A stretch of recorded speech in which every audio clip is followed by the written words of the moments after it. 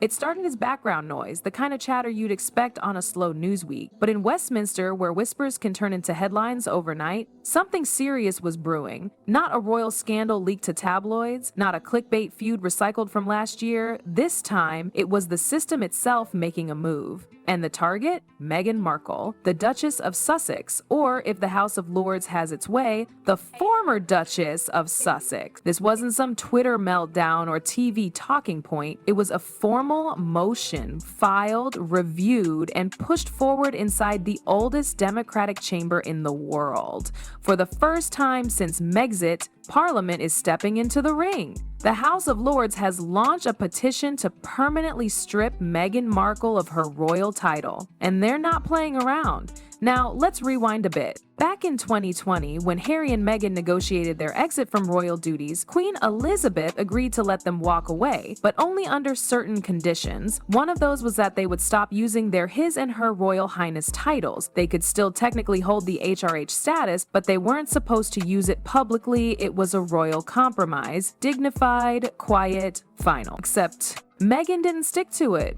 In recent months, she's been all over the place, using her Duchess of Sussex title, signing off on letters, speaking at events, appearing in documentaries. She's worn the title like it's part of her brand, which, honestly, it kind of is.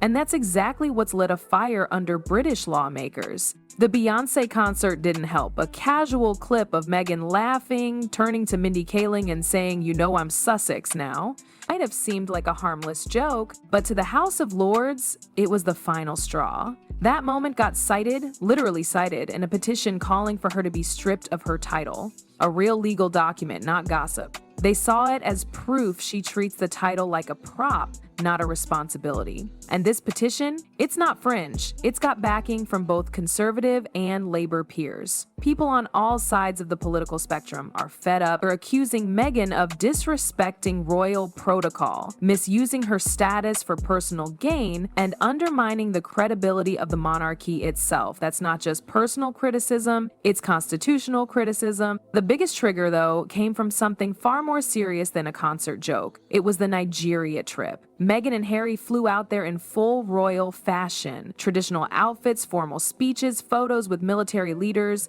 It looked like an official state visit, but it wasn't. No one cleared it. Not the Foreign Office, not Buckingham Palace.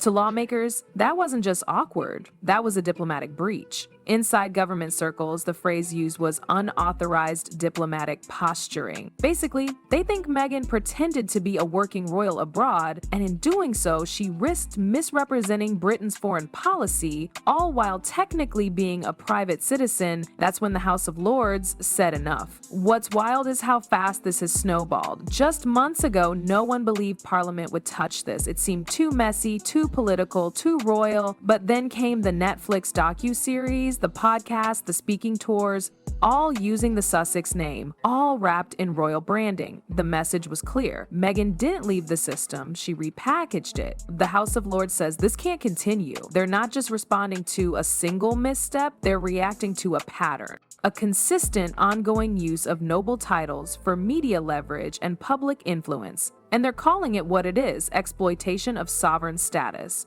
And now, Meghan Markle's entire royal identity is hanging by a thread. The motion didn't just catch the public off guard, it rattled the entire monarchy. Buckingham Palace stayed silent, of course. That's their move, but inside sources say the mood wasn't calm. The idea of Parliament stepping in where the crown wouldn't? That's a line few ever expected to see crossed. And yet, here we are. The Lords had spoken, and the gloves were off. At the center of this political storm is a title, Duchess of Sussex. On paper, it's ceremonial. In practice, it's been Meghan's power source. From brand deals to interviews, that title opened doors. Netflix didn't sign a content deal with Meghan Markle, former actress. They signed the Duchess. Spotify didn't just want her voice, they wanted her royal voice. It's been her calling card in every major public appearance since stepping back from royal duties. That's where the tension lives, not in the exit itself, but in what followed. When Meghan and Harry left, there was an understanding, a clean break, keep the family, lose the branding. But Meghan didn't walk away. She took the best parts of royal life, prestige, influence, marketability, and left behind the obligation. No public service, No state visits, just podcasts, production deals, and perfectly lit Instagram posts. And that's the issue Parliament is driving home. This isn't just about etiquette, it's about precedent. If Meghan gets to turn her noble title into a business asset, what stops others from doing the same? It undermines centuries of royal tradition. Worse, it weakens the system's grip on meaning. When titles become merchandise, monarchy becomes marketing. The Lords laid it out with brutal clarity. Meghan, they said, has blurred the line between personal ambition and public duty. Her podcast Archetypes, specifically named in the debate, was cited as an example of her using royal associations to frame personal grievances as institutional failings. She spoke about mental health struggles, racism, and her child's treatment by the royal family, all while still using a title meant to symbolize dignity and unity. And then came the legal angle. Experts pointed to the Royal Titles Act of 1917, an old but still standing law that restricts the commercial use of noble titles. Under that act, you can't use a royal designation to profit, especially not when the monarchy has expressly distanced itself from you. The Lords believe Meghan crossed that line repeatedly. Even the way she introduced herself in interviews raised eyebrows. The Duchess of Sussex became a brand, not a role. In one high-profile moment, she referred to herself as Meghan Sussex, like it was her last name. Joking or not, it sent a message, one that Parliament didn't find funny. Support for the motion is building. A recent poll showed nearly 80% of British citizens back removing her title. That's not a divided public, that's a landslide. From staunch royalists to indifferent moderates, people are uniting over one idea: the monarchy's integrity matters. And letting someone cash in on a title they no longer honor, that's a betrayal of the entire system. This isn't about whether Meghan's likable. It's not even about whether she's right. It's about the separation between public duty and private gain. When you're granted a royal title, it comes with invisible strings, rules, expectations, centuries of weight. You don't get to snip those strings and still wear the crown. Parliament's making sure of that. The debate moved beyond politics. For many in Britain, this was about respect, about whether royal titles still mean anything. The monarchy isn't just a family, it's a symbol. It's supposed to be above commercialism, above drama, and yet there was Meghan attending red carpet events, headlining podcasts, signing production deals, all while using a title meant to represent national service.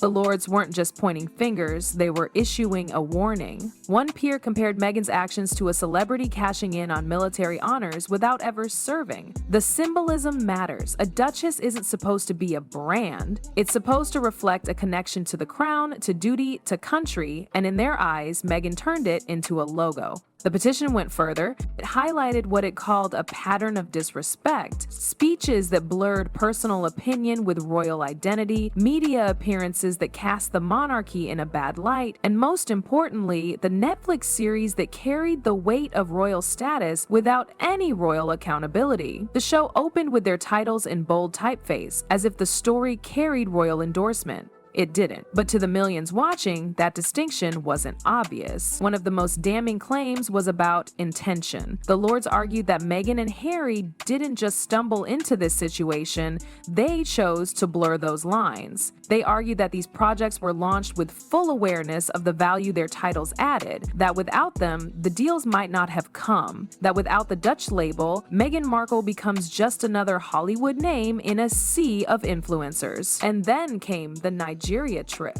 a private visit framed like a diplomatic mission. Meghan wore traditional dress, gave speeches, met military leaders, almost as if she were still representing the crown. But she wasn't, and no one approved it. That, according to the petition, was the final offense. It wasn't just unauthorized. It risked making Britain look like it supported things it had never even discussed. Foreign policy is delicate. One photo op can cause real consequences, and Meghan's visit made it look like the royals were sending messages they never intended. That's when the legal machinery kicked in. The Royal Titles Act gave Parliament room to move. It doesn't just protect the titles themselves, it protects what they mean. And that's the core issue: meaning. If titles can be used by anyone, for anything, after walking away from duty, what's left? The Lords say this can't go on. If Meghan wants to live in California, star in shows, release documentaries, she's free to. But she can't do it while holding on to the Duchess identity. Not when she's made it clear that the institution it represents is something she no longer believes in. You don't get to reject the monarchy and keep the title. You don't get to criticize the system while profiting off its names. Now the motion is moving through the formal channels. If it passes, Meghan Markle will no longer be the Duchess of Sussex. Not in title, not in name, not in branding. It will be a clean break. No more half in, half out. No more blurred lines. For her supporters, this feels like punishment, an attack on a woman who dared to speak up. For others, it's long overdue, a necessary step to preserve something that's been eroded by too much silence and too many compromises. And for Meghan, it may mean the end of her royal chapter, not with a crown, not with a ceremony, but with a signature, a vote, and a quiet erasure from the pages of monarchy.